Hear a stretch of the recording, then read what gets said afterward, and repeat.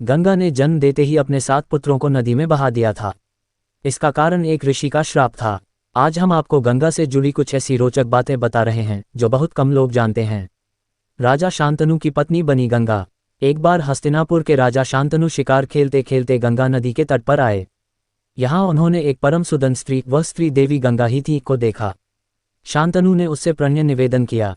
उस स्त्री ने कहा कि मुझे आपकी रानी बनना स्वीकार है, लेकिन मैं तब तक ही आपके साथ रहूंगी जब तक आप मुझे किसी बात के लिए रोकेंगे नहीं, न ही मुझसे कोई प्रश्न पूछेंगे। ऐसा होने पर मैं तुरंत आपको छोड़कर चली जाऊंगी।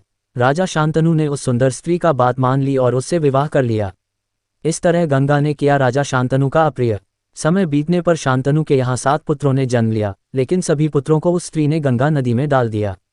शांतनु ये देखकर भी कुछ नहीं कर पाए, क्योंकि उन्हें डर था कि यदि मैंने इससे इसका कारण पूछा तो यह मुझे छोड़कर चली जाएगी। 8वां पुत्र होने पर जब वह स्त्री उसे भी गंगा में डालने लगी तो शांतनु ने उसे रोका और पूछा कि वह ये क्यों कर रही है। उस स्त्री ने बताया कि मैं देवनदी गंगा हूं तथा जिन पुत्रों को मैंने नदी में डाला था वे सभी वसु थे जिन्हें वशिष्ठ ऋषि ने श्राप दिया था। उन्हें मुक्त करने लिए ही मैंने उन्हें नदी में प्रवाहित किया। आपने शर्त न मानते हुए मुझे रोका, इसलिए मैं अब जा रही हूँ। ऐसा कहकर गंगा शांतनु के 8वें पुत्र को लेकर अपने साथ चली गई। वसुओं ने क्यों लिया गंगा के गर्भ से जन्म? महाभारत के आदि पर्व के अनुसार एक बार द्यौ आदि वसुओं ने ऋषि वशिष्ठ की गाय नंदिनी का हरण कर लिया था। क्रोधित होकर महर्षि वशिष्ठ ने उन्हें मनुष्य योनि में जन्म लेने का श्राप दे दिया।